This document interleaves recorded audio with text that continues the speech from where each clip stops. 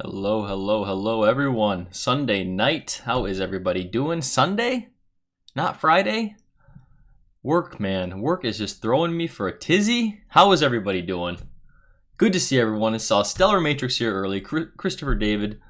Guy Davis, how are ya? OG Brick in the house. Good to see y'all. Hope y'all are doing well. I'm back live, finally. I decided last minute to go live here. Got out of work. The boys were ready for bed pretty early tonight, so I figured, let's do it. Let's do it. I didn't have time to set up the whole other scene, so I decided just to go old school from the computer here. Still got the whiskey wall in the background, so we're good. We're good. Doug Tempest is here. Loch Ness in the house. The Linux Cat. Hi, brother. Good to see ya. Yes, what is this? I know. It's a live stream, finally. Thank goodness. Eric Waite, good to see ya. Donner Pass Whiskey, Rebecca Page, all here today.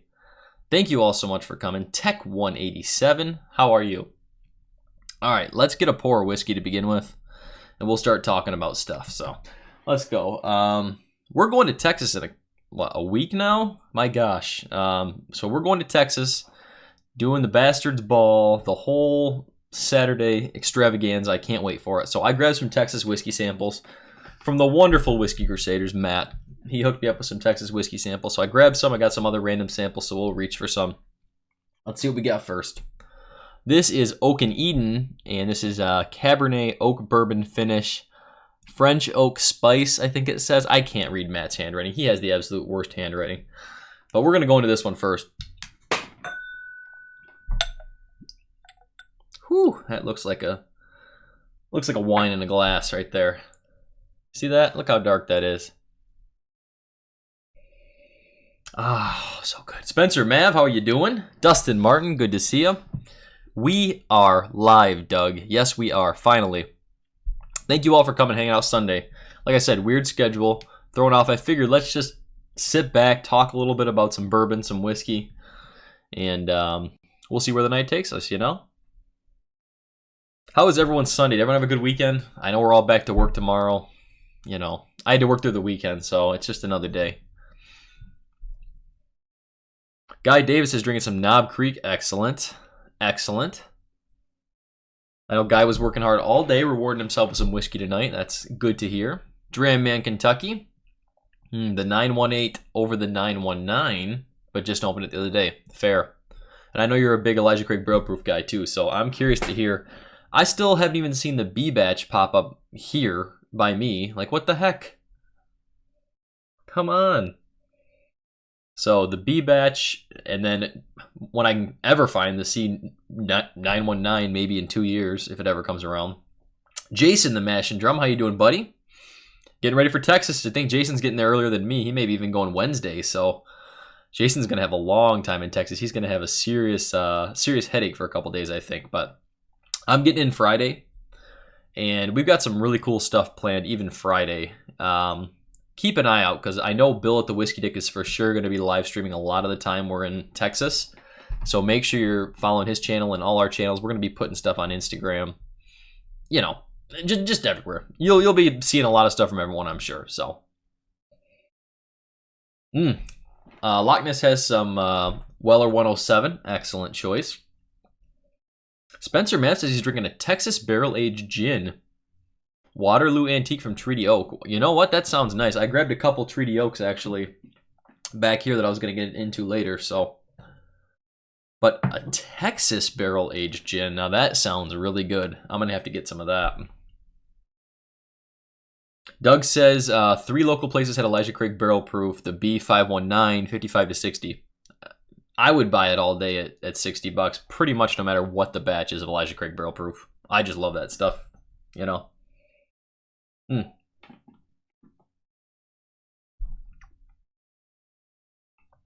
Whew. First sip of the day. That's it's pretty juicy. It's pretty oaky too, actually. French Oak Spice, I swear that says. I don't know. If Matt was in here, I'd ask him, because he'd remember, I'm sure. Dustin Martin's having some Pikesville. Victoria C., how you doing? Good to see you. Drayman's asking who's drinking Russells. I picked up a couple new Russells in when I was in Kentucky, at Total Wine. They had a Camp Nelson F, and I have not gotten into it yet, but I can't wait to try that. Bourbon Buddies in the house. How you doing? Good to see you. Thanks for stopping in. Appreciate it. You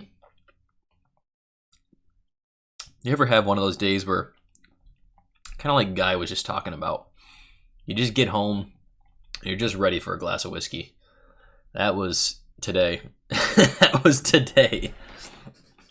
A lot of evenings can be like that, but for those of you that don't know, I am actually a pharmacist, so it's flu season for us right now. So we are extra busy with flu shots on top of our normal work we do. And tell you what, it will really kick you in the ass. So it's nice to come home at the end of the night and just unwind and relax a little bit. Chad Wallace, good to see you, buddy. Guy says he had about 4 of those last week. Yeah, they tend to stack on top of each other. It seems like weeks. It goes week by week for me, so. That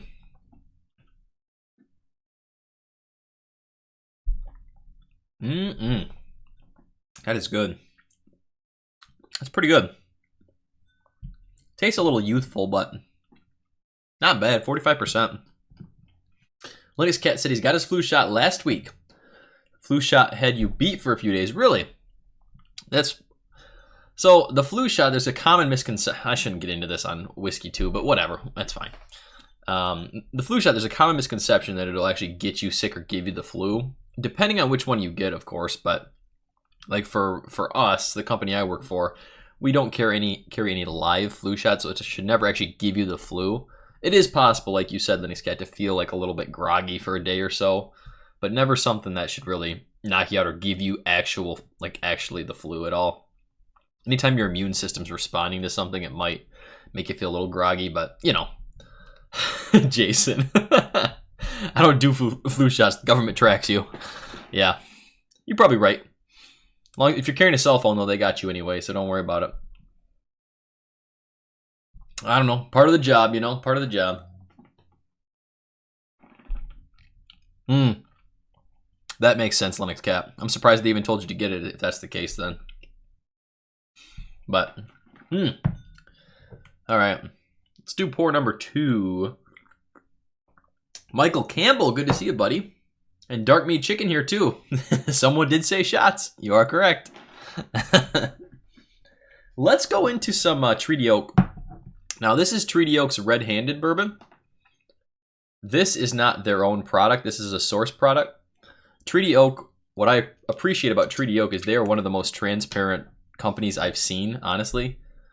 Their website will list every location where they source their whiskey from. The Ghost Hill bourbon is their own, but the rye, which I have back here, and the red-handed bourbon are both sourced. So I'm glad that they, you know, that they're so transparent. That's nice.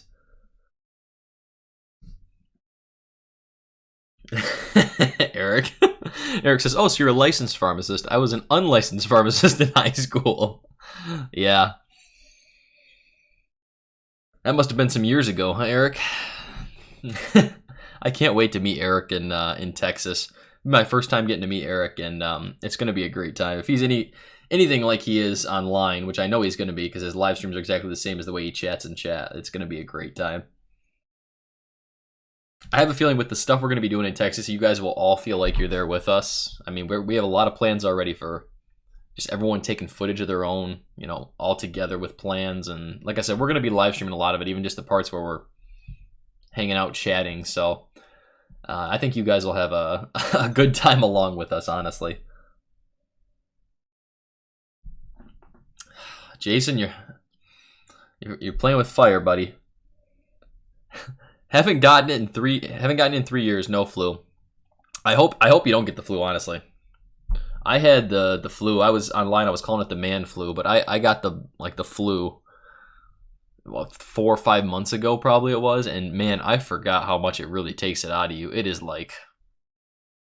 rough. Nick Foles, good to see you, bud. And Rookie Wine and Whiskey Enthusiast. I know. I'm jealous too. I wish you could. I really wish you could. It does though. Yeah, like the flu absolutely knocks you out. My God, my wife had to go to work one day when I had the flu. I thought it was like the hardest thing I've ever been through in my life. Like trying to take care of my 2 kids while I had the flu and I couldn't even like get out of bed. I haven't lived a very hard life. So if that was one of the hardest things I've had to go through, that's probably good.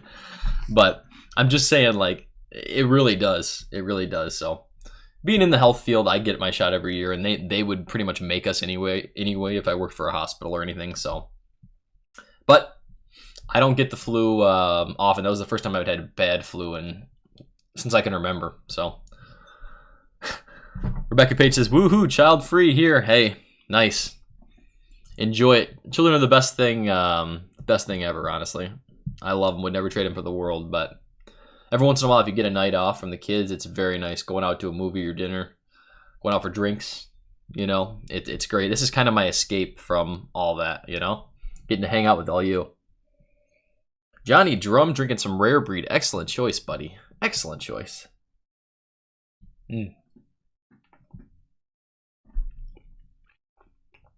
Michael Campbell, have you tried the Woodford wheat? I have not. So I have a bottle I picked up in Kentucky. I still need to pick up the malt, and once I get the Woodford malt, I want to do kind of the whole Woodford lineup as a review. So I figured that'd be fun. Try all their main expressions at least, and do them side by side. But I've heard really good things about the wheat whiskey actually, so we'll see.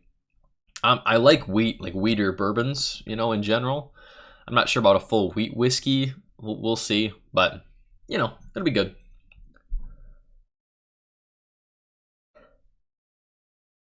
Guy Davis said he has a friend who's drinking Knob Creek 120 proof.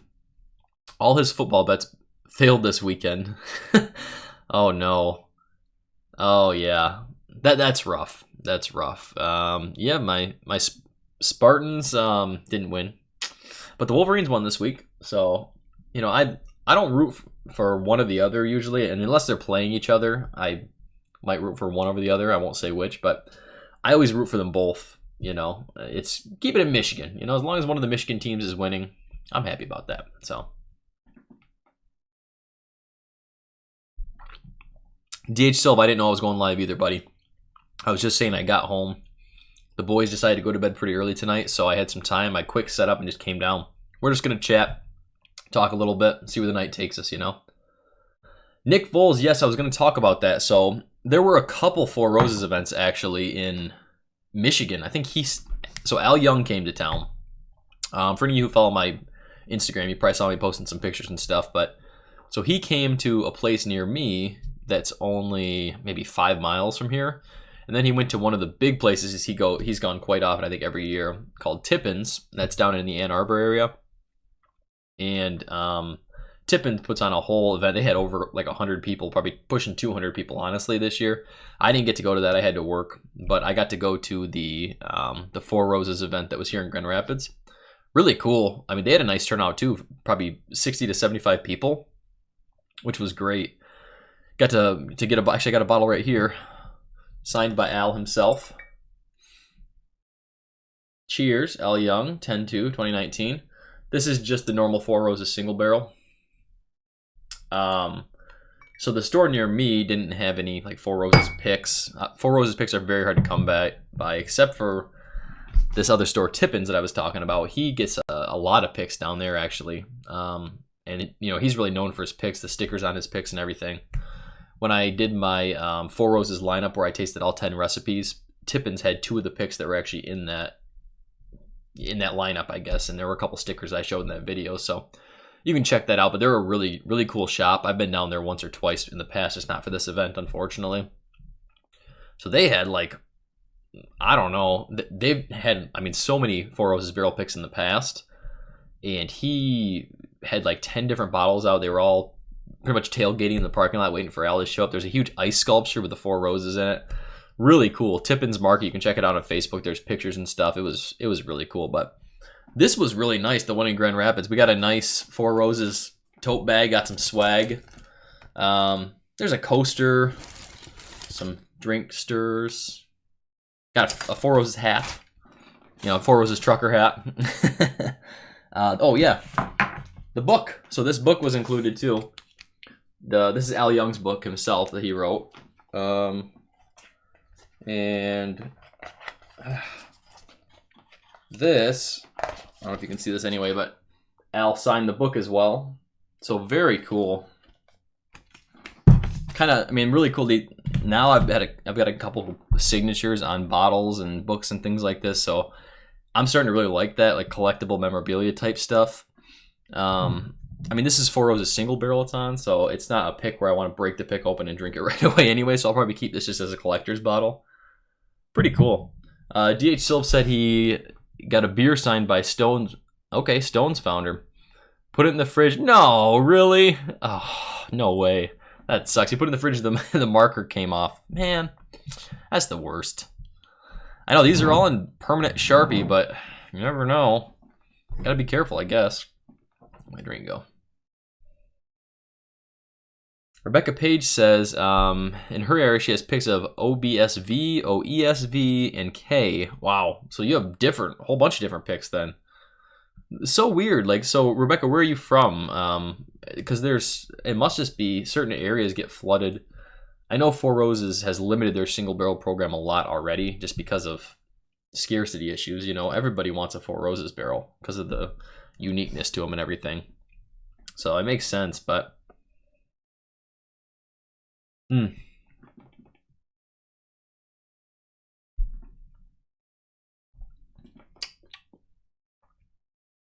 So Treaty Oak's Red Hand and Bourbon. I liked it a lot more when I first opened this bottle. I think maybe it's getting a little funky to me. It's like halfway down. So for me, this is better initially in the bottle versus drink down a little bit. But Rebecca says she's on the Tennessee-Kentucky border. Okay. All right. Yeah, when I was in Kentucky, that was the one thing I was asking, like, all the locals, everyone I met at a bar or wherever. I was like, hey, anywhere that has a Four Roses pick, like, anywhere. And they're like, no, they dry up so quick. You know, it's a day and they're gone. Anywhere in Texas. So, you know, I was in central to northern Kentucky anyway, but interesting. I did find out one of my local places is going to be getting a Jefferson's Weeded pick. They just got in a new Buffalo Trace pick. They're going to be getting a Russell's pick. I think another Knob Creek pick too. So we're going to have more picks coming. I think they said actually an 86 proof Old Forester single barrel too.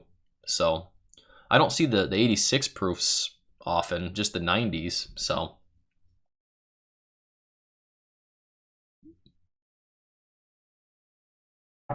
Christopher David said he has a ton of Four Roses picks in Maryland as well. Well, buddy, if you find a good one, let me know. If you find one that you really enjoy, I don't know if you're a big Four Roses guy or not, but Carl, I know, finally. I was saying, you know, Sunday, it's kind of a weird day, but everything fell right into the right place for me to jump live, so it's kind of last minute. I appreciate you all being here. Last minute, I didn't announce it or plan on it at all, so yeah, life is good, buddy. You got it. Anytime there's picks, I mean, pretty much any pick nowadays, I just go pick it up. Like, it's worth the gamble to me. The one exception is just a regular Woodford Reserve pick. Because interestingly enough, with Woodford Reserve, they actually batch their picks. So usually they'll use 2 to 4 barrels, and they blend them together. So it's still a small batch pick. Kind of interesting. Supposedly that's the same with the Double Oaked as well. You know? So Double Oaked, I love the Double Oak from Woodford though, so I mean, even if that's small batch, whatever. But some of the Woodford picks, I think they're just very similar to the standard Woodford Reserve products, so nothing too special. Thank you, Linux Cat. I know, it's been so sporadic. I apologize. I wish I could still be planning consistently every single Friday. It's just tough now. Had to switch some weekends at work, like I said, with flu season. It's been nuts.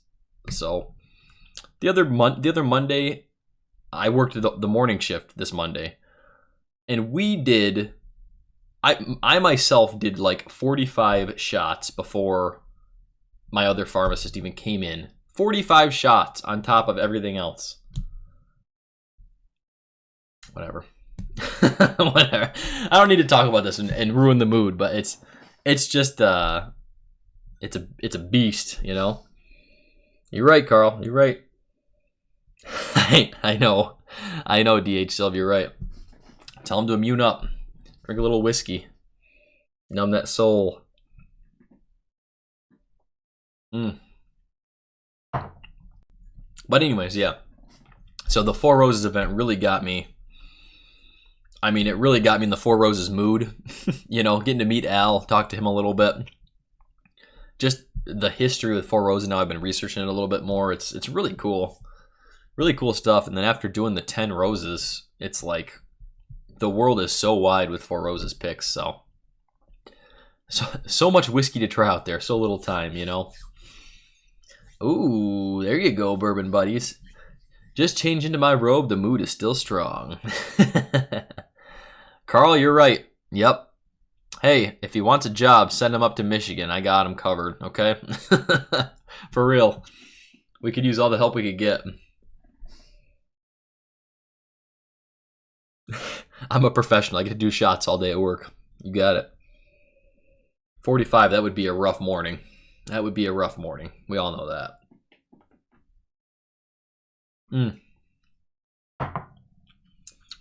Linux Cat says, Ancient Age, the final pour of the night. A good choice. I think that's one of the most underrated budget bottles, because I think that's a really solid pour, honestly. Christopher David, no, I have not. As I was mentioning, still nowhere here in Michigan. After you said it's one of your favorites, though, of even like the last couple years, I might have to get me a bottle of that, you know. Jason was a fan too, so I am a Booker's guy, you know. Most Booker's batches, I'm a Booker's guy. It's just honestly, Teresa's batch really put me off to Booker's, and I didn't even buy the Shiny Barrel batch just because I was so skeptical, I guess. I don't know. I Whiskey She Wines, how are you doing? Good to see you guys in here. I don't know if you saw, Sam was posting a picture of Bobby today, and he had a Booker's Rye. Unbelievable. He's away from the Booker's Rye, sitting right next to me. Okay, good. You got to limit that bottle. You got to limit that. I was saying I am so jealous. So jealous. That's like my try on my deathbed bottle. You know, probably same with everyone else too, you know, but since I've had this transition from all bourbon, you know, starting to like rye a little bit, and now I'm like, rye's my thing now. I really am a rye guy now all of a sudden. Booker's Rye is like constantly on my mind. You know, maybe the next release of some kind of a Booker's Rye, you know, Freddy's Rye or whatever they've been talking about they might do. He said it's amazing and worth the hype. I mean, when you say worth the hype, you're talking ridiculous amounts of money on secondary. I mean, $1,000 on secondary. If you'd ever buy that bottle for that price, that's got to be something really special. Spencer Mab asked, is the Treaty Oak Red-Handed Rye a 10-year Canadian? No, it's 10-year, but I believe it's a blend of two different ryes from two different distilleries.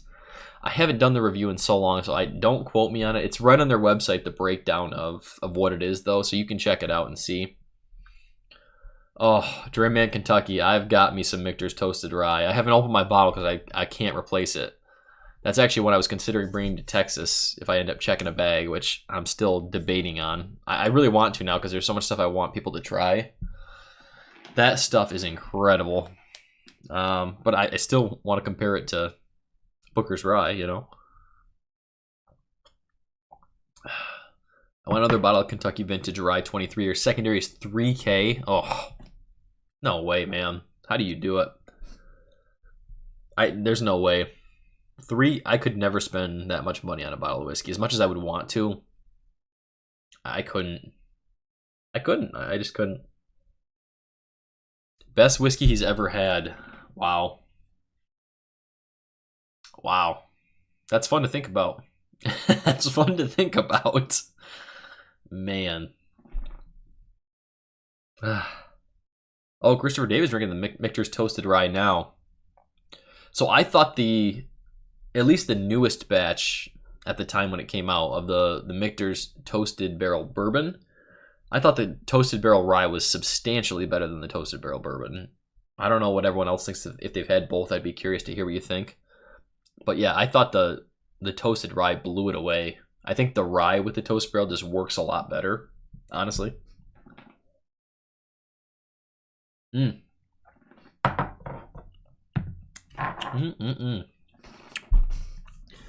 The guy who had the Booker's Rye tonight traded a George T. Stagg and a 4-grain for it. Wow. Holy cow. That's crazy. I mean, that's big time. Whew. Yeah, Dustin said the same thing. Toasted Barrel Bourbon, way too low ABV. Maybe that's why. Maybe that's why, because it's a barrel strength. You know, I don't know. But price on the Toasted Rye, I got it from the distillery for $110, but that's pricey. Retail's about $85, I think. Of course, it's at the distillery. They had one bottle, so I got it, you know. But $110, and at $110, I would still buy that bottle. That's how good it is. That is how good it is. Carl Ivy said he just picked up a Toasted Barrel sour mash. Pretty tasty. I've got a bottle of that coming to me very soon. Excited to try it. I was curious to hear what your thoughts were, Carl, on that, because, you know, same thing. That's a lower proof too. So I've heard some mixed reviews, like it's kind of thin. You don't get as much of the toast, you know, just because of that. It's not as amplified. But that's good if you like it. I'm glad to hear that. Dreamman Kentucky says 75. Yeah. The 10-year rye killed the 10-year bourbon too. Okay. I only tried the 10-year rye at Michter's in a rye flight, so I don't want to speak too much of it. It was good. I still like the toasted rye better than the 10-year rye for sure, though, when I was doing them side by side. But the 2019 M10 I actually really enjoyed. I really did. I think it's a really good pour. You know, that's the one that theoretically has the older barrels they were using to make the single barrels, but I liked this year's M10. I thought it was a really nice creamy mouthfeel for the proof. So let's go to the rye, since we're talking about so much rye here. The red-handed rye, 10-year-old rye.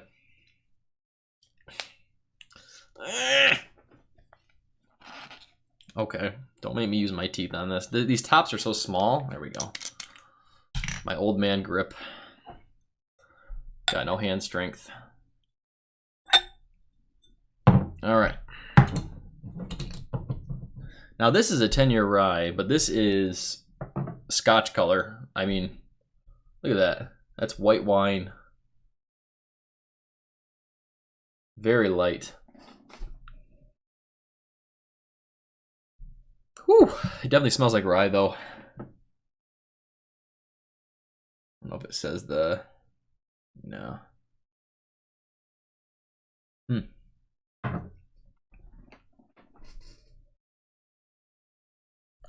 So much bite and pepperiness on that.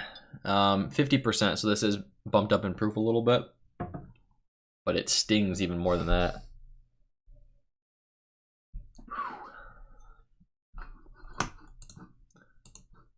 Let's see, there we go.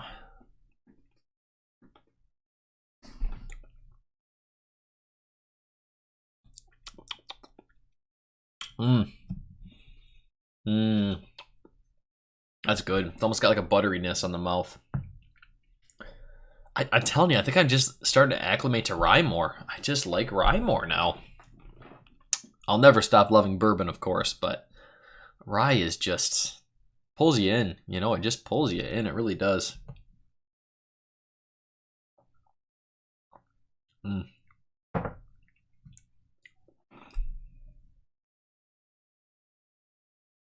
Dreamman's talking about Russell's picks. Yeah. Probably my favorite of any picks out there. If I could ever like choose one, it would be a Russell's pick.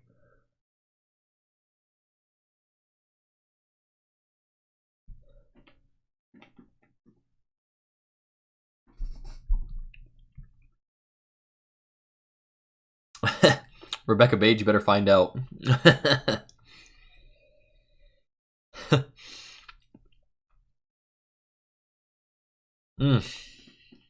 Quarter cast is 65 to 70 here. Okay, Jenny Drum says. So I haven't even seen the quarter cast yet. I assume that's getting distributed everywhere. Interesting. Very interesting what they do with that whiskey. Age it normally and then re-age it in a quarter-size barrel. I would imagine it's just a complete oak bomb. I can't remember the time frame they said they aged that second in the quarter cask. I'm sure someone knows. But that's got to be overwhelming oak, right? That's got to be. I've heard it's not bad though. From the couple of reviews I read about it, it was like, it's pretty good actually, not terrible. So it's been received pretty well.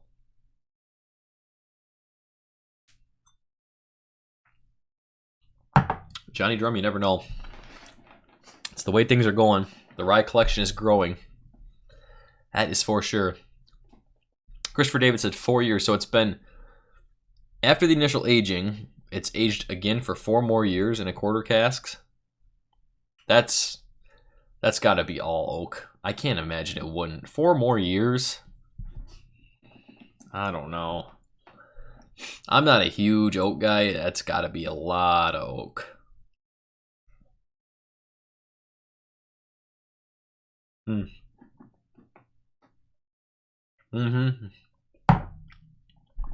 Doug just said he heard 4 years, but seems excessive.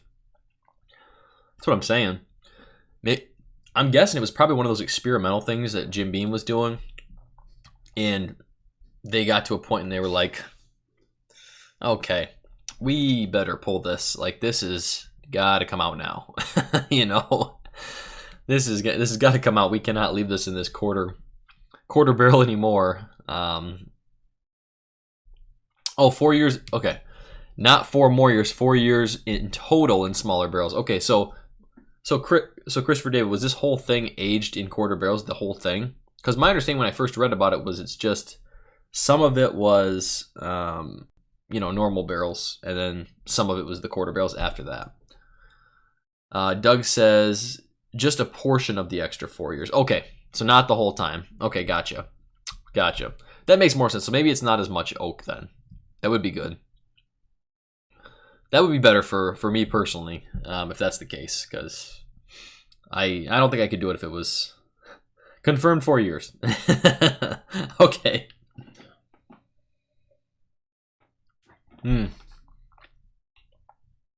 Speaking of multiple barrels, another thing I've really been getting into big time lately are these second barreling expressions. So I've been talking on Discord about Heaven's Door. They have their double barrel Heaven's Door where they rebarrel it. Woodford has the double oak now. The 1910 is the second barrel. We've got like toasted barrel finishes, all these really cool things you're doing with the cooperage and the actual barrels. I think that's really cool. I really like what it does to the whiskey. Like the 1910 and the Woodford, it gives it that like almost a smooth, creamy wood. It's really good. Really good. Lennox Cat says the Heaven's Door double barrel is great. I think it's by far their best expression. Heaven's Door is a little bit pricey for their normal expressions, but it's sourced at the moment. Supposedly they're going to start with their own distillate and everything, but sourced at the moment. To me, the regular one tastes like George Dickel. I think it actually says that it's Tennessee whiskey, but it doesn't say where or what it is, so it tastes like it to me, though. The double barrel, though, it is good. It's really good. Let me finish this rye first. I have a little bit of the Heaven's Door double barrel left. I'll go into that after this. The Rebecca Page has the Heaven's Door is 50 here, so the regular Heaven's Door, yeah. The double barrel is probably 60 to 70, I bet. I think still personally I prefer the Woodford Double Oaked. Definitely the 1910 to Heaven's Door double barrel. When I first opened that 1910, I'm talking about the 2018. I haven't gotten the 2019 yet, but the 2018, I was like, this isn't for me. Like, it just tasted like a candy, like a caramel coated apple, is what it was. I didn't get much of the toasted barrel, the charred barrel. As it opened up, that was just all charred barrel, and I loved it. It was so good. Carl says, I've got to show his comment apparently, because YouTube thinks it's dirty. I made a smoked meatloaf today using George Dickel. I don't know if the smoked or the Dickel did it for you, Carl. Eric, it's going to be just me coming to Texas. The family's going to stay home. Yeah, I'm only going Friday, Saturday, coming back Sunday, so it's just going to be a couple days anyway. Yeah, so they're going to stay home. It'll just be a little weekend for me, so.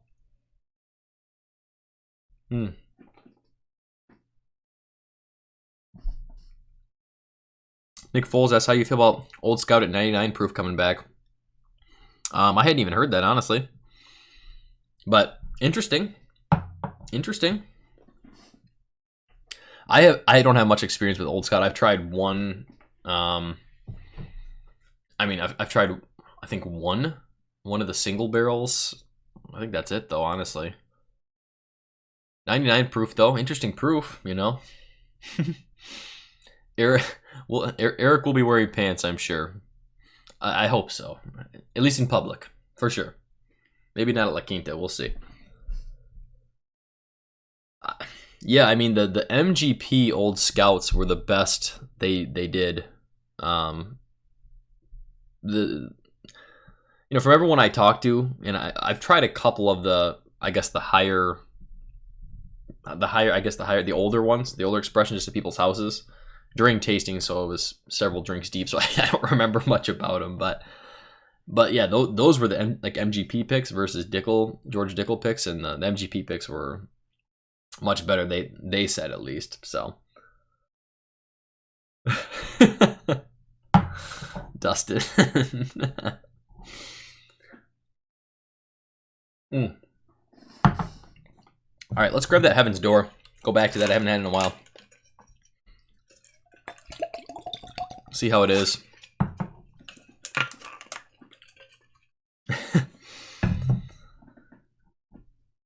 Yeah, Eric, you're actually right about that. It worked for you. Didn't have to clear that. All right. Heaven's Door Double Barrel. Now, this is 100 proof, so better. They amplified that proof. That's better for me. I'll just do half of that.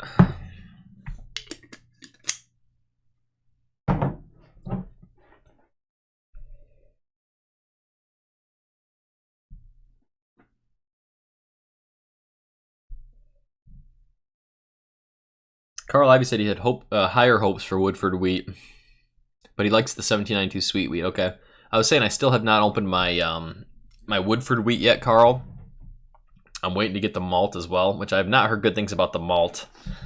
Hey, Matt. Good to see you, bud. I'm drinking some Texas whiskey that you sent me tonight. We're killing some samples. Welcome in, bud. Yeah, you were, Dustin. There you go. Rookie wine and whiskey enthusiast. 118.9 proof. Here it comes. There you go. I like it. Yeah, there's definitely more to this. You know, there's definitely another layer to this Heaven's Door, the double barrel.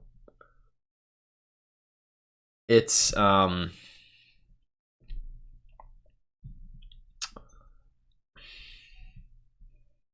I can't quite. I mean, it's still got that very Flintstone note to me. You know, that George Dickel Flintstone vitamins note. It really does. It's very, very vitamin forward. You know, it just is. And like I said, that's the same with the normal Heaven's Door expression. So it still comes through on this. I'm with you, Jason. This is by far their best to me. I didn't get to try their 10-year, but that's not even that widely available from what I've seen either, so. But it does smell like an extra layer of barrel char, I guess, if you will. Thank you, Jason.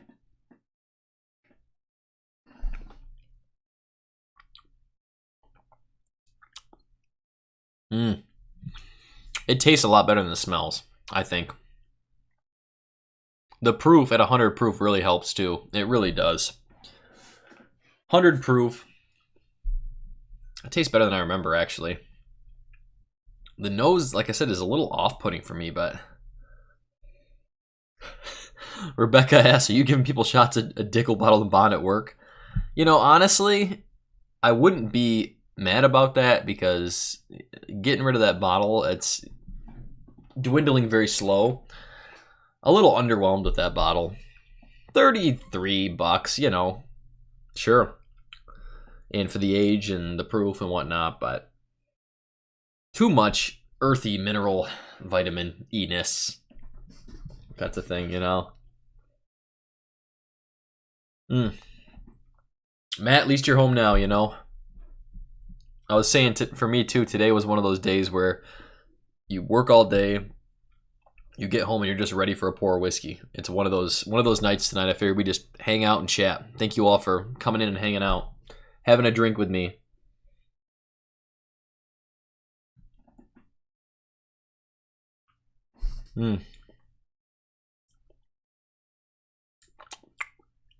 Yeah, double barrel's not bad.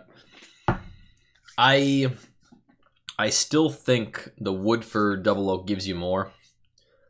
It gives you more all around. I mean, more of the barrel char, almost like I call it a toasted barrel note, which I prefer. And same with the 1910. It's just more of that delicious barrel char that I love. So yeah, Matt says he likes the Woodford Double Oak a lot too. It is. It's really solid.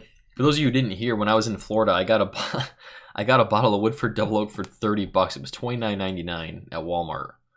I could not get it, so I got that, and they had a bottle of Knob Creek Single Barrel Reserve, same thing, $29.99. So picked them both up, shipped one of them home, you know, in the luggage, and drank the other one while I was there for a week. So, but I was like, man, you can't beat that.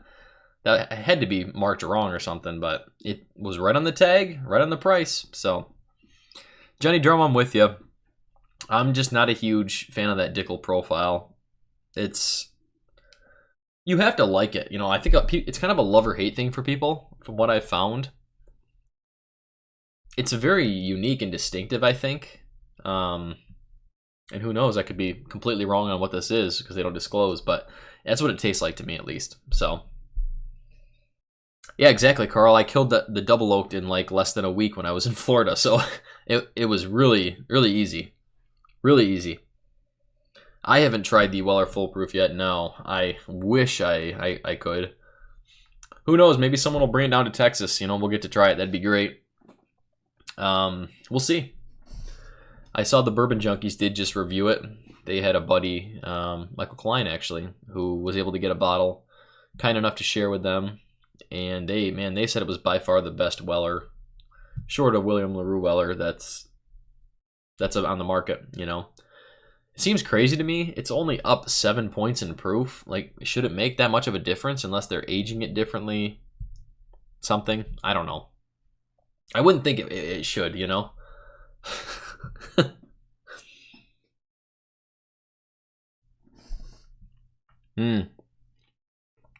Agreed. Knob Creek Single Barrel is amazing.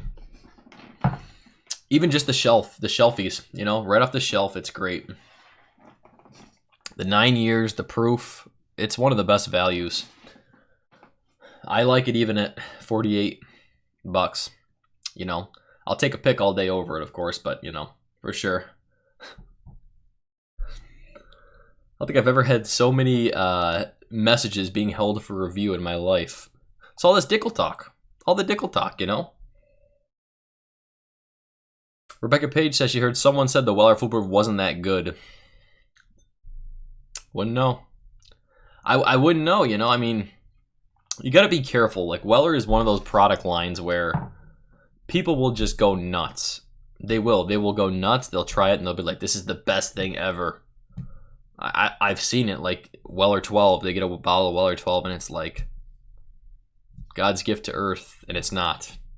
You know, Jason just did a live stream the other day, and he started the live stream with Weller 12, and he said the same thing we kind of all feel, at least some of us feel, I guess. You know, Weller 12 is good. It's a solid pour. It's just overrated. I mean, I definitely think it's overrated. I'll take the 107 over the 12 pretty much any day of the week.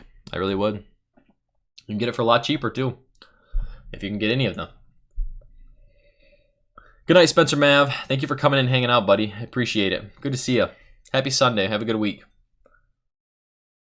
That being said, I would not pass up ever trying a sample of the Weller Full Proof if I ever got the opportunity to try it, because it is different apparently, So DH still said he paid $20 for Weller 12 at a bar. It was okay. Yeah, was it worth $20 a pour? I got a pour of Old Rip 10 for $22 at a bar when I was in Kentucky. So it's like that, and Old Rip 10 is substantially better than Weller 12. On the multiple occasions I've tried it. So I don't know. Weller 12 at $1.99. If you can find it, no way. I can't even imagine. $1.90. No. When I first started bourbon hunting, Weller 12 was going for about $120, maybe less, and the half gallons were going for around $180 to $200, secondary. And even that, it was like, holy cow. But I was one of those brand new to bourbon people. I had to buy every single thing I could ever find and try it for myself. And Weller 12 was that product. It's like, that's the mecca of Weller. Just finding a Weller Special Reserve anyway first was like the mecca, but once you tried it, you're like, okay, this is Weller's what everybody wants. Got the 12 half gallon, and it's still behind me. You can see it right there. I can't do it. Well, the Weller 12 half gallon, and it's lasted me a very long time. I've had that bottle over a year. I mean, more, 2 years probably now, whatever it's been. Bill the Whiskey Dick is here. How you doing, buddy? Let me just say, Bill and I got each other's numbers the other day. The first text message he ever sends me is an eggplant emoji. So that's the kind of relationship Bill and I are gonna have, apparently. We were talking though. We can't wait for Texas. We're a week away now. 5 days, really. 5 days from Texas. Saturday, it's supposed to be in the 70s. That's kind of Michigan weather a little bit. I maybe won't sweat my ass off so terrible, but I'll be drinking, so I will. I will, for sure.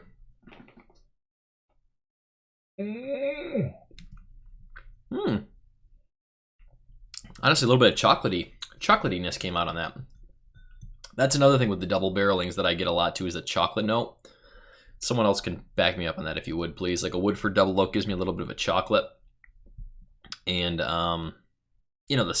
the 1910 too, it's definitely chocolatey. Let's, what time is it? We still got about 10-15 more minutes. Let's grab the 1910. Do a side-by-side with that. I'll get a new Glen for this. With that Heaven's Door.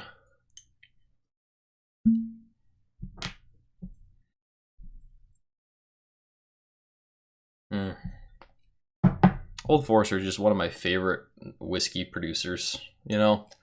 Whiskey brands.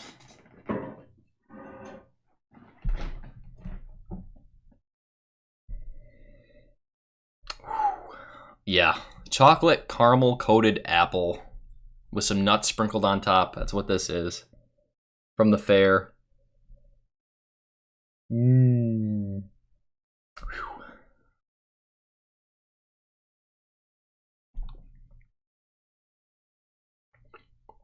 Yep.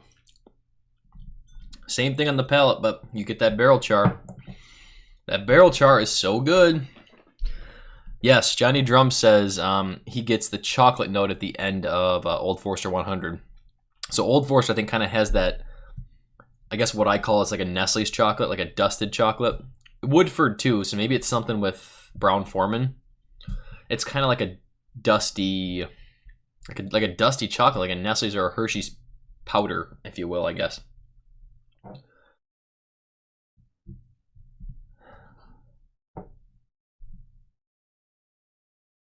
Boy,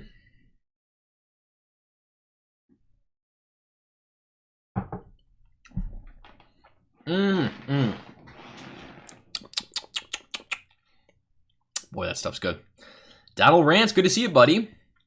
Don, it's been good seeing you on Discord, chatting a lot, Thanks for stopping in. What are you drinking tonight, Don? Anything? Appreciate you coming in.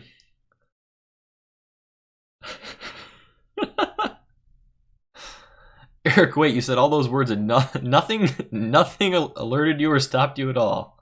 Good on you, buddy. Good on you. Mark JG, good to see you, bud. Sorry I missed you.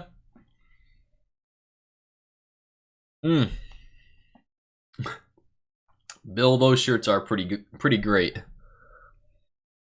Probably the first time I see someone walking around Texas with one of those shirts. It's gonna get me. Don't be afraid to go glass to mouth. Oh, Steve A, you're right. You're right. Is that right? Is that true? Mod just have all the power.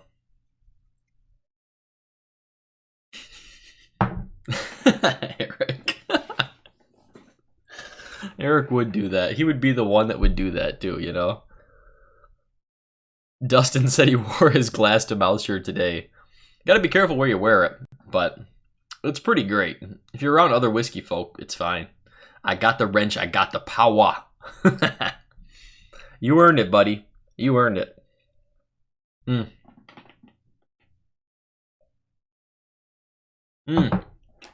Yes, could we take a moment of silence for Matt and his phone? So, Matt, I don't know what happened. He lost his phone or something happened. And he lost all his whiskey contacts. So, if you guys know Matt, Whiskey Crusaders, he is like the whiskey guy. You know, like he sets up all these events with whiskey companies, whiskey brands, brand ambassadors. He had all their numbers. He had all our numbers in his phone, and he lost it. And then poor guy was scrambling to try to get everything back.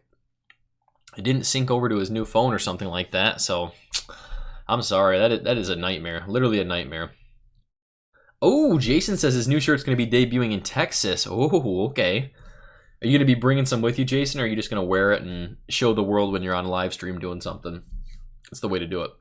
Bring some for the rest of us. We'll wear them for free for you. We'll advertise for free for you. Dustin says he wore his glass to mouth shirt to the grocery store. All right. You do you, buddy. You do you. I would have enjoyed it. I would have got a good laugh out of it. Oh, man.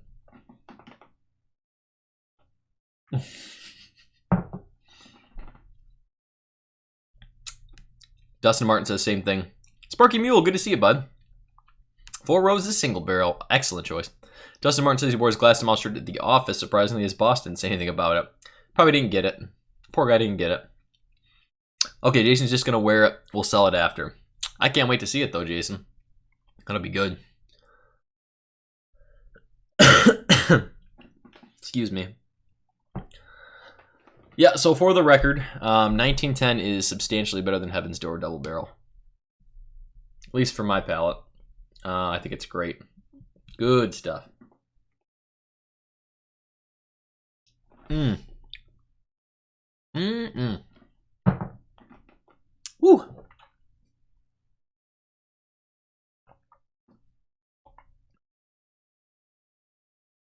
Let me ask you a question. This is a bourbon question. If you could only have one brand of bourbon for the rest of your life, what would it be? So remember all the products that these brands of bourbon make. What would be your one to keep? It's a loaded question, I know. It's a loaded question. And we'll say the market's the way it is now. So the stuff you can get, you can get. You know, the stuff that's secondary, you'd have to pay secondary for still, blah, blah, blah. It's not just unlimited access to everything they have. What would be the brand you keep? No, Matt, not Sazerac. I mean like no. No, Sazerac's too wide of an answer. So are you like Buffalo Trace? Is that what you're saying? You'd keep Buffalo Trace? I see what you're doing, Matt. That's not what I meant. That's not what I meant. I would accept Heaven Hill. I would accept Heaven Hill, though. Yeah. Yeah, my answer would be Wild Turkey. I really think it would be Wild Turkey. The way Old Forester has come on lately, I could be convinced to swing that way. But Wild Turkey is probably my answer, personally. Pretty mixed up. Matt says Diageo. No, sir. None for you. I retract the question for Matt only. Honestly, it's a mixed answer here. I see a lot of wild turkeys. Michter's is a great choice, Chris. Michter's is a great choice too. When what they're going to be doing on the road, absolutely. Beam's got so many things too. Eric Waite says Iron Root Republic. Yeah. Heaven Hill's got such a wide variety of stuff too. It's any answer you can't really go wrong with, but I think for my money, it's probably going to be wild turkey. Just because of most of my daily drinkers come from wild turkey anyway, whether it be rare breed, the 101, then their rye is really good too. Their rye whiskey, the single barrel rye, is great. Trevor Smith says new riff. It's an interesting one too. Yeah, I mean, their potential down the line too. Yeah, I could see that.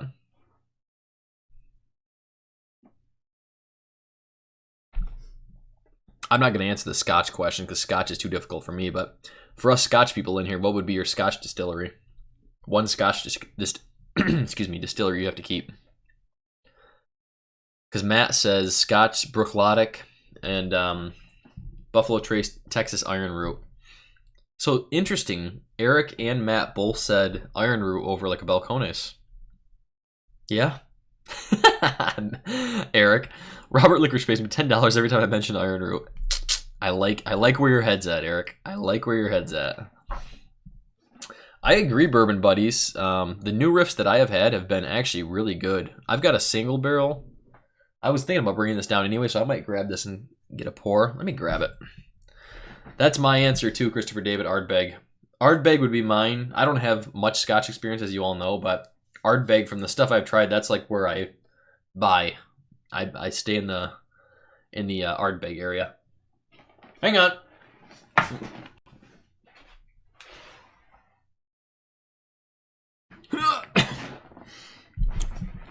This is New Riff Single Barrel, barrel proof, 111.3. Now this is a pick from the Whiskey Gallery, 4 years old, almost exactly. Great bottle. Swami's in the house. Good evening, bro. The $2 super chat. Thank you so much, buddy. See if we can get a super chat alert for you. I don't know what these are. Some of these might be embarrassing, so we'll just go with one.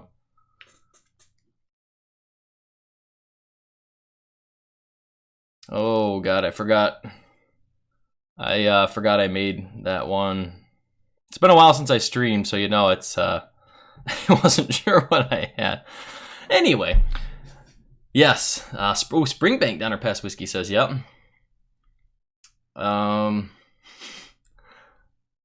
Rebecca Page said it'd be the Rowan's Creek down the drain, no problem. Thank you, Swami, very much for that super chat. I appreciate it, buddy. I haven't seen you in a while, but I haven't been live in a while either, so good to see you. Thanks for coming in. Let's pour some of this new riff. Every time I have this, I love it.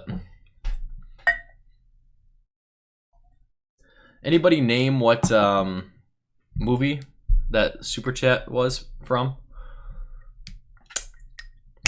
Anyone know that movie? It's an old movie now. I don't know if this will show up or not, but... Night Linux Cat, thank you for coming in. Thanks for hanging out. Cheers, buddy. You got it, Donald. You got it, Matt. You got it, Bill.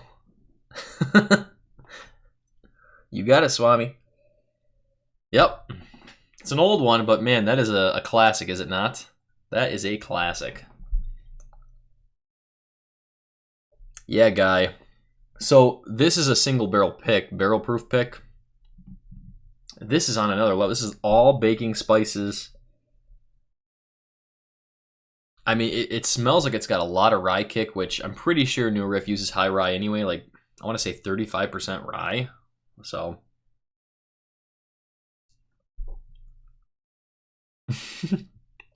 Third reference I ever from Animal House today.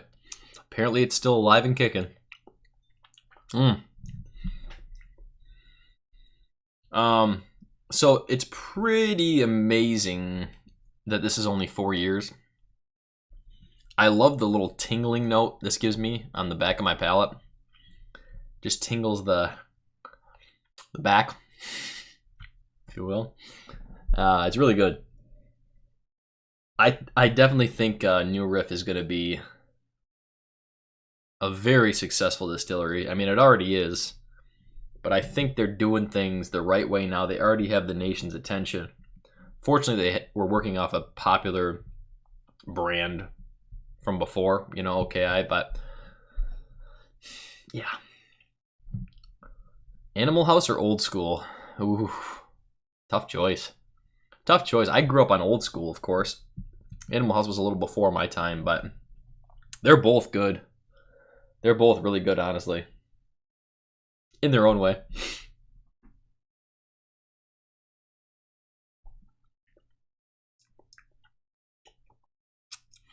Carl, thank you so much for hanging out, buddy. I'll see you soon. I can't wait to meet you, Carl. Have a good week, all right? We'll be talking soon. Yeah, Dustin. I know. Dustin's always real with his whiskey, you know? If it's okay, it's okay. If it's good, it's good. If it's bad, it's bad. And New Riff, I honestly, at least this pick, maybe it, you know, this is a single barrel pick, so again, single barrel, but for 4 years, that's the thing. It's only a 4-year whiskey. So you can't expect it to be amazing at 4 years, but it's good. It's good. It doesn't taste super young either. Christopher David coming in with a $20 super chat. Thank you so much, buddy. Completely unnecessary. Glad I could finally hang out for a live stream. I'm glad to have you in here. I missed you, and I missed being live, so I'm glad to be back. Glad to be hanging out with everyone. Let's see what else we got here for you. I'm going to save it. Don't worry. Ah! Oh, no. We're good. We're good. We are good. Yeah, that was a rough night. That was bottle kill night. Haven't done a bottle kill night in a while. Bottle kill night was immediately preceded Jason's live stream he did with the Bourbon Junkies and I Whiskey She Wines, and that led to a night of fun for me watching, thinking I was there the whole time with them at Jason's house, which I wasn't. I was at home at my keyboard. But it was a great night. Bottle kill night helped. 5-finger death pour. Yeah. That's got to be the best play on words I've heard. 62 minutes in, I'm having a great time. Bed Demon Hunter, good to see you. Thanks for being here. I'm sure you've been here and I just missed your name. I do apologize, but I'm having a great time. Hope everyone's having a good night. Appreciate you hanging out. We got almost 50 in the chat, which is great for a surprise live. I didn't even know I was doing this morning, so love hanging out with you all. Yeah, Jason, looked like a great night.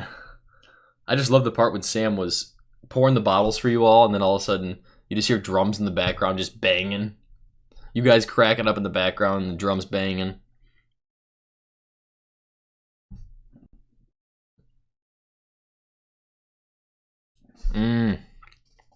Uh-oh. Rebecca Page said she just started drinking a Russell's Pick. Tastes like it's 86 proof. Smooth as can be. Congratulations, your life is ruined. You're forever going to want Russell's Picks. It is. Russell's Picks are a thing of beauty, honestly. Even an average Russell's Pick is like better than a lot of whiskey out there. I mean, a lot of whiskey out there. For sure. Texas Whiskey Life, how are you doing? Good to see you. Josh and Gretchen, how are you?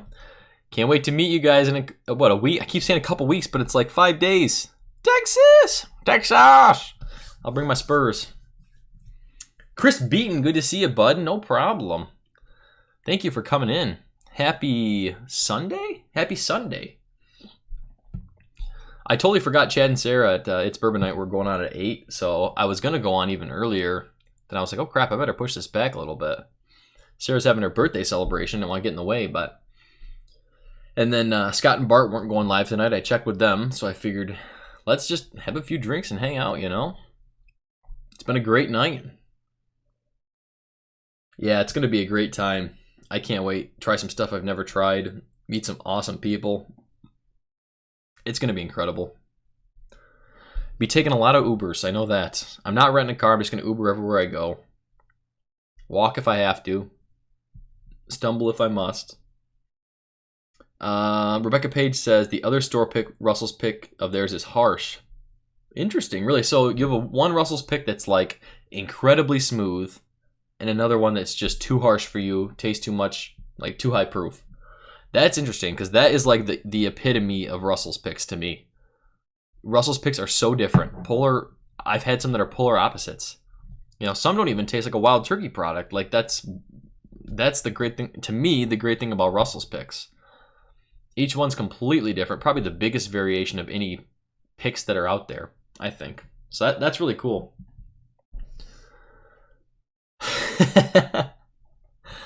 You'd have to be a hero to go on when Bourbon Night was was on. Yeah, I know. I didn't want to do that.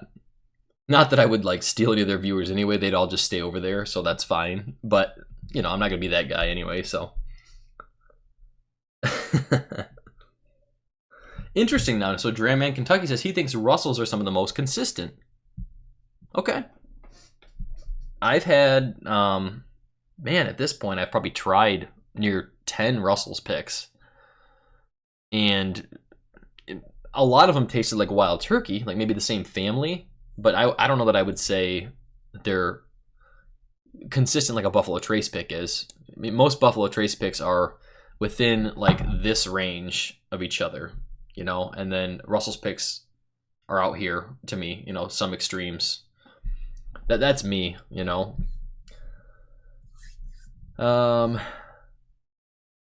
Oh, DH Sylvia, you're such a gentleman. That's so nice of you. You'd have left It's Bourbon Night if I'd gone on. Oh, thank you, sir. Thank you. It would have been just me and you, but we'd have had a great time just hanging out, chatting. You know, that's fine. That's fine. No problem with that, Matt. You gotta take a night off every once in a while. Okay, Rebecca Page is not a pick, though. Okay. Yeah. That's fair.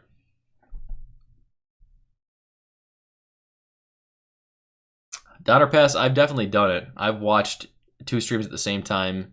You pretty much one I would have muted. Like one I would be listening to in my ears, and I'd have the other one on my screen, so I was watching the person and watching the chat. That's the way I would do it. So you're kind of interacting with both still if you can. It's harder to chat in both, but unfortunately these days, because I'm so busy, I can't even make it into a lot of other people's live streams. But almost every single one I'm lurking, like I'm sitting there watching or listening to them while I'm doing other things in the background, whether it be editing or, you know, with the family, whatever. My wife doesn't like me watching live streams when I'm with the family, but you know, it's a part of my life now. Like this is a part of my life now, and I enjoy it. This is a massive hobby of mine, you know, and I love it. I love all you guys. Matt says, does 2 at a time occasionally. Yeah. Mm-hmm.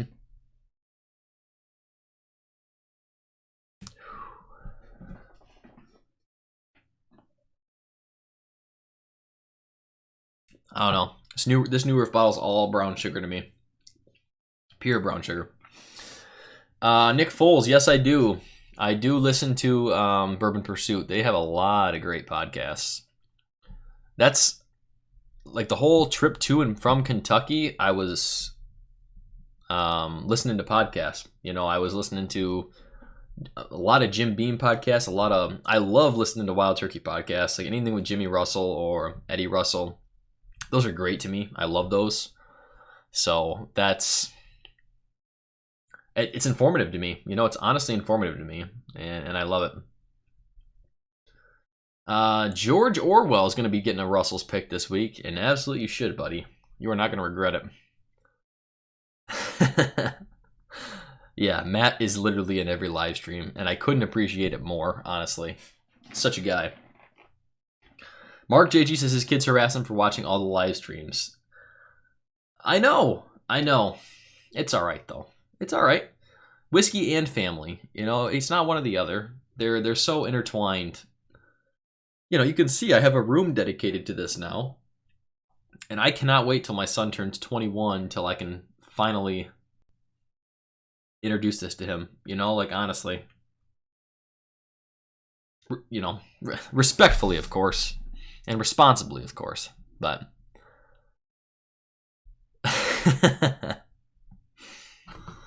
howdy, Matt. Howdy.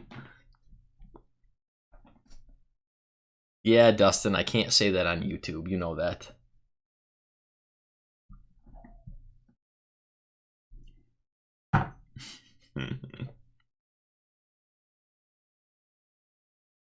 Johnny Drum, so you actually watch Bourbon Pursuit? You watch the videos they put up too? Exactly. That's what I was listening to, was the Jimmy Eddy and the Fred No stuff. It was great. I learned so much about the distilleries even before I went. You know, like Fred No in one of the Bourbon Pursuit podcasts, he told the story of the Shiny Barrel. Like before, this is way before the Shiny Barrel batch was ever announced of Booker's. You know, he talked about, you know, back in the day, you'd have to let the guys go in early and get their whiskey out of the barrels they want. You could tell which barrels were great.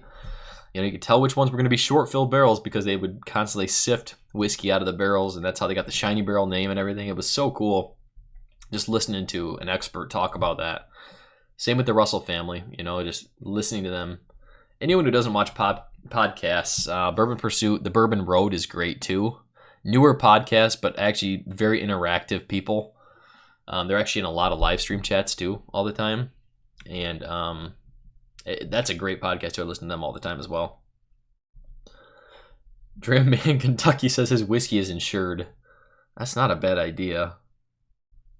That's not a bad idea. At this point in my life. Right? Trevor Smith, no I haven't. So I still have my normal barrel strength rye. So I don't want to crack open the Fort Nelson one. I don't know when I'll crack open that Fort Nelson one. I'm obviously going to wait until my normal barrel strength rye is gone. And then if someday I'll get thirsty enough and want that toasted barrel rye again, and I will crack it open and drink it, I'm sure. But the collector's bottle, it's got my name and the Bourbinsane name on the front. I just think that's so cool. So cool. Okay, yeah, they do put they talk about that in the podcast, how they have, you know, video footage and stuff too. I just don't ever watch those. I just listen normally when I'm doing other stuff. So Jason, you should too, especially you get every single new bottle that comes out. You really should. It's not a bad idea. At the very least, I'm taking pictures of everything, so if I have a house fire or something, I can be like, hey, here are the pictures of everything I had in there. You know? I don't know. Not a bad idea. As far as like acquiring bottles too, it's like, it's almost cheaper to just get a liquor license, honestly. Just get a liquor license, then I can legally ship and receive bottles. I don't know. It makes more sense to me. I don't know.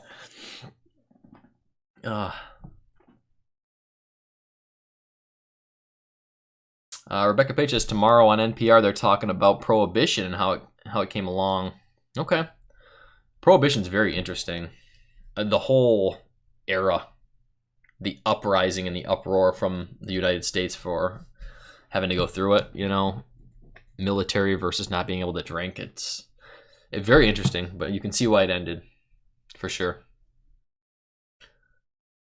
I know, Loch Ness, you're right, but even if I drank until I passed out drunk every single day, I don't know that I could. It would still take me an incredible amount of time to finish this, if it was just me drinking it at least. Right, Rebecca, FedEx is the only legal way to ship, you're correct, but even in the state of Michigan, we legally can't ship or receive anything. So that's why I have to get everything in person, by hand. Nothing in the mail ever, unfortunately. Yeah, Matt, you are right. I don't know why that couldn't happen. I mean, it'd be a little tough to work out the state thing, but Matt and I have talked about this already, starting something. There's stuff you could do. You know, there's stuff you could do. It's just tough with different state lines. Government needs a cut of everything, you know. So that's the way it works.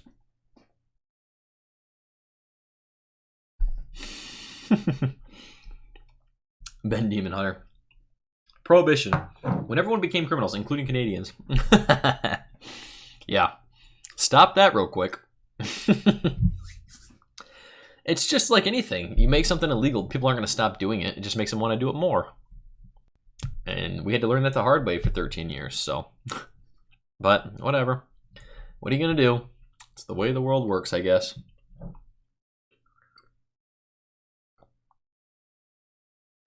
Rebecca, I guarantee people have.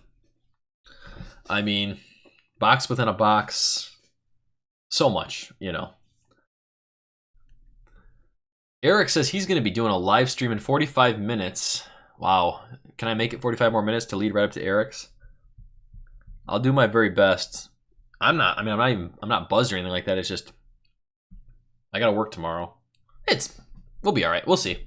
Eric's doing a live stream, 45 minutes, 8:30 Pacific, 10:30 Central, 11:30 Eastern, doing a sample of 1963 Ardbeg, very old, 30-year Islay single malt Scotch. Wow. Good for you, Eric. I'm jealous. I'll be watching that. I got to see how that's going to be. The rookie wine and whiskey, I know. Life's so hard for me, you know? It's so tough. Just blankets, Rebecca, it can work. It's more about how you package it, honestly. If you package them a certain way, blankets would be fine. I just wouldn't put like 2 or 3 bottles next to each other in a blanket and then wrap the whole thing. I'd individually wrap them in blankets. I bet you it would work just fine. Yep. Christopher David, it's great, yeah. Eric used to do whiskey church on Sundays, and those were great. That was when I was first getting into whiskey too, when I would watch those all the time. I loved those, Eric. I miss those.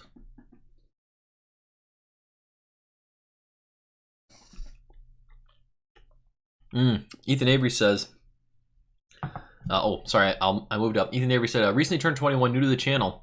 What are some bourbons you recommend? And yeah, I see some people jumped in chat. So Ethan, welcome in. I'm glad you're starting at 21 and not just like starting out with other terrible spirits that a lot of us don't like. Congratulations on getting on the right train with whiskey. Jack Daniels isn't bad at all. If you like Jack Daniels, I would move up to maybe a Jack Daniels single barrel. Or, I mean, as far as the bourbon world goes, there are endless amounts of good options out there, you know, budget bourbons. I personally did a whole budget bourbon series, 3 rounds, 4 bourbons each against each other, and all $30-ish and under. Jason from the Mash and Drum did a whole budget bourbons head to head. There's so many great recommendations out there. I can see people already putting in the chat some of their favorites. For my money, it's going to be Wild Turkey 101, Elijah Craig Small Batch, Buffalo Trace. What am I missing? Old Forester 100 is great too at $25. There's so many good budget options. It's endless. It's endless, and once you buy one, you'll want to try a different one to see if you like it better, and you'll keep buying bottle after bottle to see if you like it. And then this starts to happen. You won't stop. And you'll be just like the rest of us. Cheers to that, buddy. A Texas Vaga, welcome in. Says, or Maker's Mark. Stay away from anything allocated. There's enough of us chasing them right now. You're right about that. Dram Man is right. How can I forget about that? Knob Creek 100 won the flight, and that is a great bottle at $25 to $30. Maker's Mark, yes, that's a budget bourbon. Me personally, I don't know. I just have a vendetta against Maker's Mark. It's not for me. Not to say it's a bad option. It's just not for me. It's a little too fake medicinal cherry for me. A lot of people love Maker's Mark though. So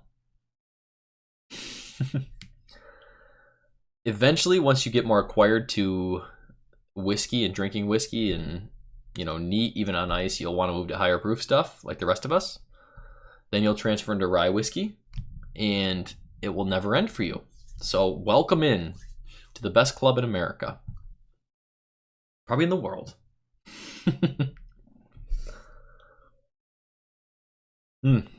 Old Forester Single Barrel is a great option, Trevor Smith. That's a great recommendation.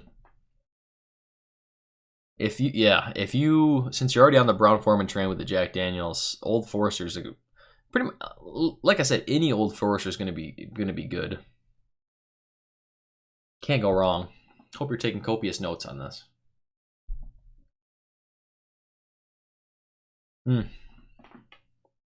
Rebecca Page says she likes the Maker's 46 until the finish. Yuck. That's how I read that. Yuck. Even the private select makers, like, I don't know. It's just off-putting to me. I can't. Oh, Eric. Yeah, that might be the next step for me, honestly. I mean, my Scotch palate is growing by the day, honestly. It's like rye, you know. Once I move to rye, it's like here comes Scotch now. Scotch is just an endless world and another incredible beast. Incredible beast. Woo.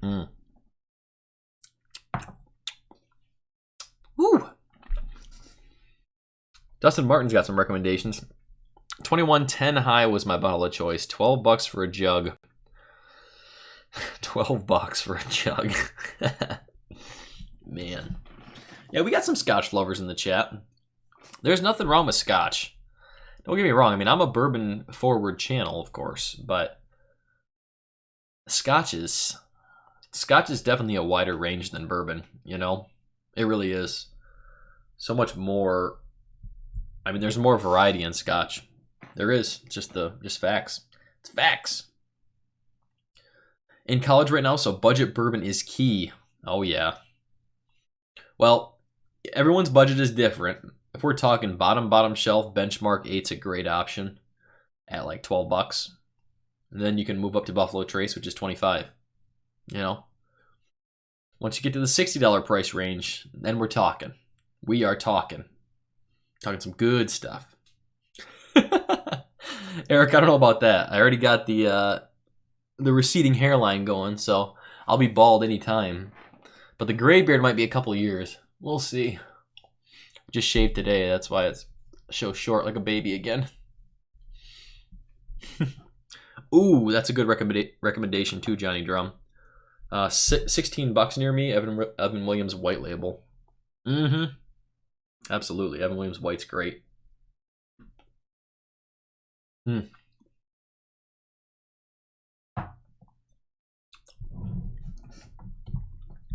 Let's see.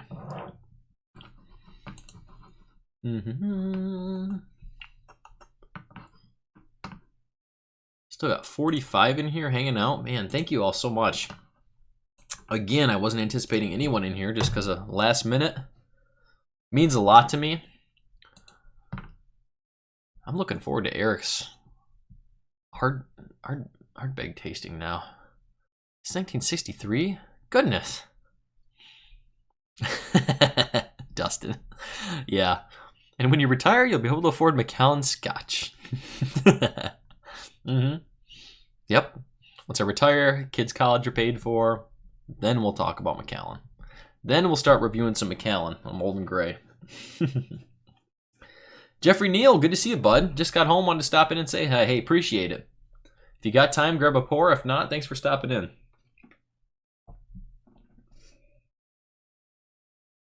Whew. It's got some bite at the end of this glass now. Holy cow. Matt says Tom Moore. Now, Tom Moore is not something anywhere near here. That must be a bottom shelf or somewhere else. I don't know. Never had that, though.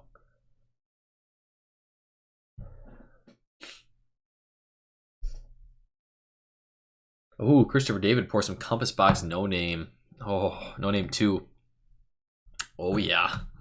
Oh, yeah. That's good. Rebecca Page grabbed the Evan Williams Black Label due to the Whiskey Dick's recommendation. Still prefer the bottled and bond. Rebecca, I'm sorry that he recommended the Evan Williams Black Label. I would never do such a thing to you. I would never. No. I the Black Label is not. It's okay. Very bottom shelf to me though. I would take many more budget options over the Black Label personally. As you said, the White Label is much better. The single barrel's above the White Label, I think. So I think I'm gonna grab some Scotch now that we're talking about it. What do I want? I got the Ardbeg Ugadale. I've got Glenfiddich Fire and Cane that I have not opened yet, but I've been really curious about. And I've got a whole bunch of random Scotch samples I can just grab. So let me know out of those 3 options what you guys want to see, and I'll grab it. Mark JG, I'll see you later, buddy. Thanks for stopping in. Dram Man, I saw the Glenlivet Tide Pods. I saw them. I don't know. It's gonna ruin the whole drinking experience. Like, they're obviously trying to tailor to millennials, if you will. I mean, for sure. It's like, for us who really truly enjoy whiskey and the experience of drinking whiskey, I feel like a massive part of drinking whiskey is the nose. You know, nosing the whiskey too. Trevor Smith, good to see you, bud. No problem. Head off to bed. Thanks for stopping. I know it's getting late, so have a good one. I'm interested though. Like, I would try them. I would try the Glenlivet pods, but you have to just think of it as like a snack. Honestly, like, you're not gonna be able to sit down with a pod and like smell it and get anything out of it. Like, you're just gonna have to just enjoy the taste, I guess. I don't know. It's interesting. Like, I didn't know if we'd see the day. Oh God, Eric. Eric says the Glenlivet pods are best used as a suppository. Yeah, it'll get the job done probably. Honestly. Let's see. My boss's boss emailed me and my boss and asked about the Tide Pods on Saturday. They're being added to a mixed drink. They're not to be had by themselves. Oh, okay. I would have them by myself. Just to try them. Just put them on the tongue. Try it. I don't know. I mean, that's a good question, Rebecca. I don't know the size. Because if they're less than, 4 ounces or whatever it is, you're probably fine. Why not? I don't know. Why not? Why not? It's intriguing. Like, it is honestly intriguing. Whiskey purists will say this is the stupidest thing ever, and it really is. But like I said, if you're trying to actually enjoy your whiskey and get the full experience out of it, it's a terrible option. But I'm intrigued to just see what it's like. People were describing it like a whiskey gusher. I mean, like, come on. That's crazy. Let's see. I'll just grab my Oogie, I guess. I haven't had that in a while. And some sweet and smoked meat sounds pretty good.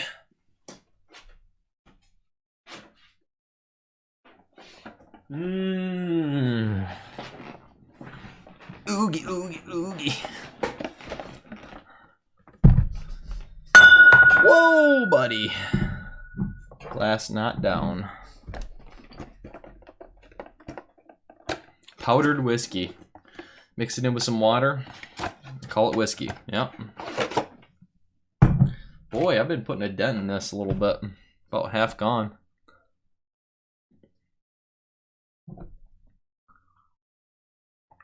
All right. Clean this out a little bit. Chris Beaton said he had some Johnny Walker 21 last night. Pretty tasty. Interesting. I wonder how that is. Doesn't sound too bad. Rookie Wine and Whiskey, good to see you, bud. Thank you for coming in. Have a great night. One of my favorite scotches. Whew. That's smoky. 54.2% non-chill filtered. Ardbeg Ugadale.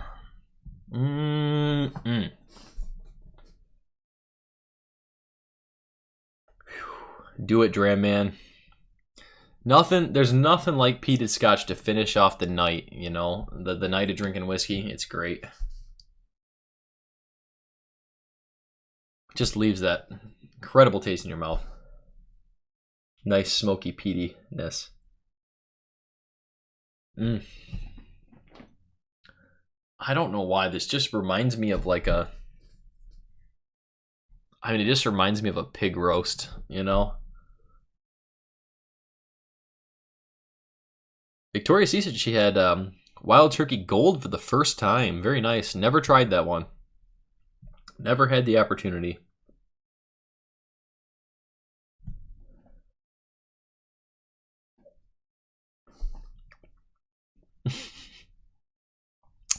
Dustin, that was probably the biggest dick comment I've ever read in my entire life. I don't have any non-limited edition Ardbegs. That's how I read you saying that. I don't have any non-limited edition Ardbegs. Only limited editions. We'll grab one of those. I have an Ardbeg Drum committee release up there. Buddy. I can grab that too if you want. But I felt like some Ugadale. That's what I'm doing. Ardbeg Grooves, great choice. Yep. Ugadale is so good. Brian Walsh, no problem, buddy. Early morning, not a problem. Have a great night. Thanks for stopping in. But I want the normal Ardbeg to drink. I know. Normal Ardbeg 10 is like a phenomenal whiskey. At like, what, 45 to 50 bucks, I think, is what it is. Stuff's great. But man, this Ugadale is just... I mean, it's not like the Dark Cove, but it's good still. Rebecca. Yeah. 54 bucks, yeah. If I ever just want a nice peated scotch, I just go for Ardbeg 10. Like just a nice peated scotch, solid and good, you know? Really? 3 stores sold out of Ardbeg 10. Really? That's surprising. $100 for Ardbeg 10, Donald. No. Remind me, though, where are you located again? Because you said, are you Canada?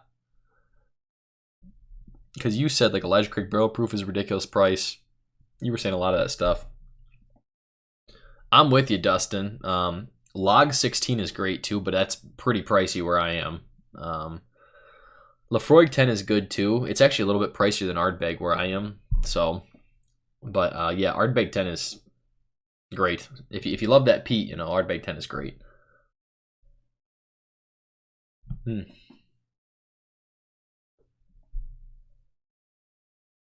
$40. Yeah, exactly. Why would you not keep that all the time if it's a $40 bottle and available, you know? Worth it for sure. Ben the Demon Hunter says, looking forward to having Ardbeg 10 in Alberta. The 10 is $95. That's rough. That's rough. Yeah. Just take a nice trip to the States. Find yourself a nice state with a nice low price. Get yourself a bottle. Enjoy it. It's good. Might be cheaper to just come to the States, pay the taxes on it, bring it back at that price, you know. Kalila 12 for peated. Never had that one. A lot of people talk great stuff though about Kalila.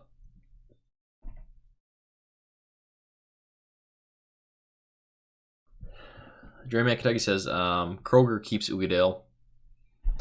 My local places almost have all the main Ardbeg expressions, which is nice. You know, the Corryvreckan, the Ugadale, the normal Ardbeg 10. Same with the Lafroigs. I mean, they have even like the quarter cask. This stuff is just so good, though. Scotchy, scotchy, scotch.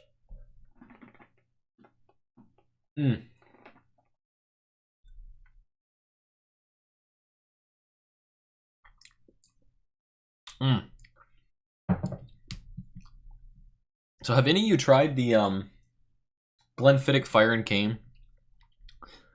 That bottle's staring me down. I got it a long time ago. And actually, Josh from Texas Whiskey Life recommended it to me. I was at the store. I was like, hey, want to get something a little bit peaty, you know. What do you think? And this was a bottle that was hard to find. Like I hadn't seen it. It just showed up at the store. And I picked it up. He recommended it, so I picked it up. So I'm curious about it. Looks really good. Ugadale $76.99. That's not bad. I think I paid, I want to say 84 for my Ugadale here. It's a little pricey. A little pricey here.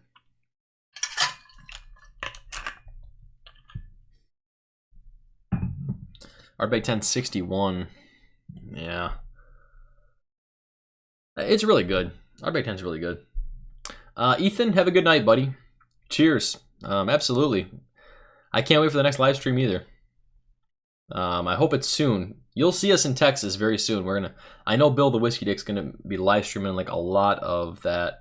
What, Friday night, I think it is. We'll just keep the stream running. You guys can all hang out, chat, and we'll come up to the camera, talk to you and everything. Matt says Fire and Cane is very good. Okay. I think I'm gonna have to crack that. We still got about 20 minutes before Eric goes live. I'm trying to hold off until he goes live. I want to lead right into his stream, so I'm gonna have to have another pour for sure. This Oogie's really good, but it's funny. Like the first time I had Ardbeg, I literally, like, I swear for the next 2 days I could taste that smoke in my mouth, and it just was there all the time, no matter what I did. I brushed my teeth. 3 days later, my toothbrush smelled like Ardbeg. It was phenomenal. but now that I've been, I've drank it more often, I'm more used to it. I feel like maybe I just don't notice it as much. I think your palate becomes more acquired to peat. That'd be fine, Eric. It doesn't matter to me. You're fine whenever, bud. If you just want to go on when I'm done, that's fine. I'll probably wrap up here about 10 minutes. That'll give a little time anyway. Yeah, I know, Eric. Eric put up the Ardbeg 19. So you've tried the Ardbeg 19 too, then, Dustin. You like that as well? If it would ever pop up around here, I mean, for sure. I probably have a bar near me that will get it, at least a bottle to try. So I could at least try it for sure. But 45 for Fire and Cane, no complaints at all. Okay.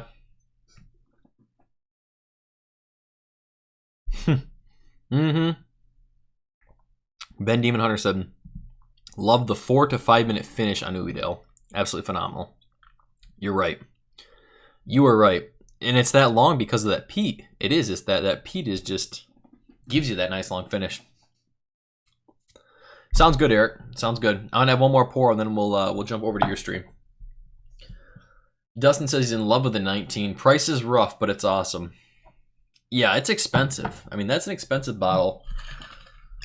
Gonna be a limited release from Ardbeg, but 19 years is not a small amount of time to sit on product, So I mean, they got to do something. All right, let's put this back. I will grab the Fire and Cane, and we'll come back.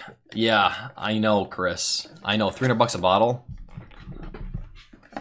You gotta love some whiskey at that price.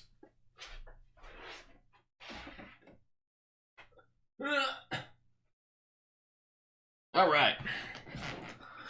Glenfiddich Fire and Cane. So campfire smokiness is the fire. And the cane says toffee sweetness. So toffee sweetness makes me think it'll be bourbon lover friendly, right? Never do this.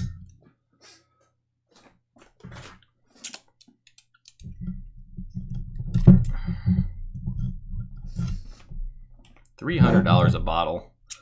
Are you serious right now?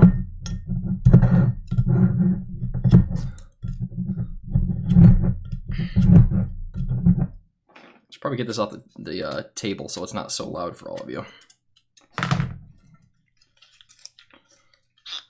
Fire and Cane, pretty good stuff. Rum cask finish. Rum cask can go one of two ways for me. So we will see how this is. Some stuff that they finish in rum is actually really good. Other stuff is just overpowering rum sweetness, you know? So I don't know.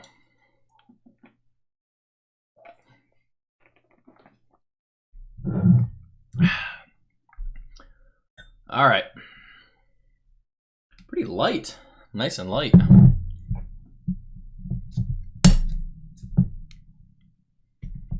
The bottle must have some kind of dark tint to it or something. It looks nice and dark, but this is very light too.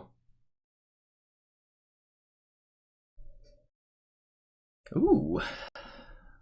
I think I'm coming off the back of Ardbeg, so I'm not getting as much of the peatiness probably. It doesn't taste super smoky. I mean, there's some in there, but Jeremy Kentucky said he hates rum. If anything, I would say there's more of a sugary sweetness in this. Like they say toffee sweetness, but it almost is like that rum sweetness. Hopefully not over the top though.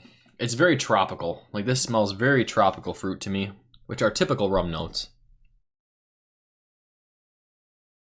I would quit drinking if I could only drink rum, he says. Yeah.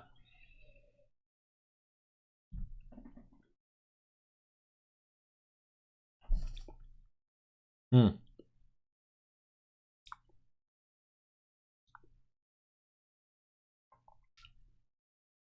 don't mind that. I don't mind that at all. It's actually really juicy. It's pretty juicy fruit to me. The peat though is not strong at all. I feel like the peat I'm tasting is just leftover peat from when I was drinking the Ugadale. This just tastes more like a juicy Glenfiddich to me, you know? It smells rum finish on the nose though. It smells like rum on the nose. I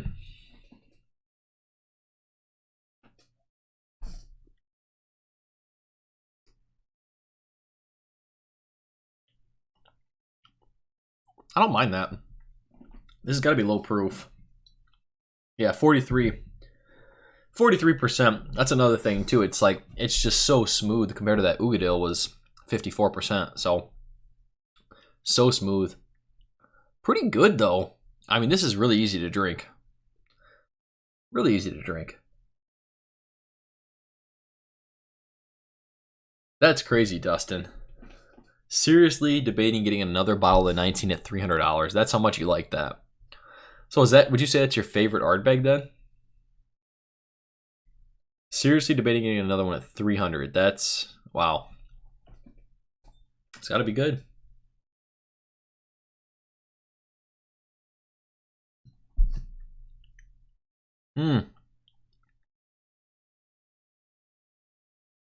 I like it.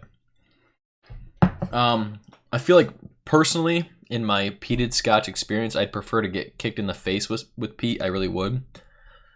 But if I wanted something a little more mellow, that just gave me nice Scotch flavors, this is what I would go for, I guess. You know, 23 was better. $6.50 to buy the 23. Oh, wow, that's crazy. I know, Bill. We're finishing up. We're heading over to Eric's stream very soon. So, yep. This is good though. We all prefer to be kicked in the face. We really do. We really do. That peat is fantastic. Kick us in the face. Kick us in the balls. I think I can get on board with this bottle though. Good recommendation. Good pickup. Not mad about this at all. Pretty good stuff. All right. Thank you all for hanging out for almost 2 hours. Holy cow.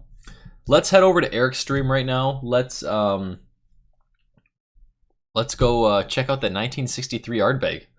That's got to be something incredible. I don't even want to know how much a bottle of that would cost. That's got to be crazy.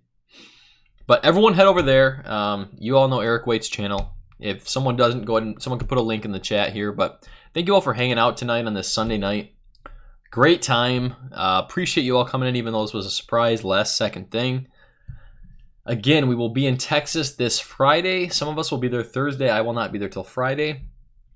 We are, like I said, Bill will be likely live streaming as much as he can. So check out the Whiskey Dicks channel for live streams pretty much the whole time on Friday. It's going to be a great time. Eric said it's only going to be about $1,500-$1,600, so cheap. Oh, okay. All right. That's fine. Whatever. See you all very soon. Let's jump over to Eric's chat. Thank you guys really so much for tonight. All the drinks, all the great times, unwinding after work. Have a great night, everyone.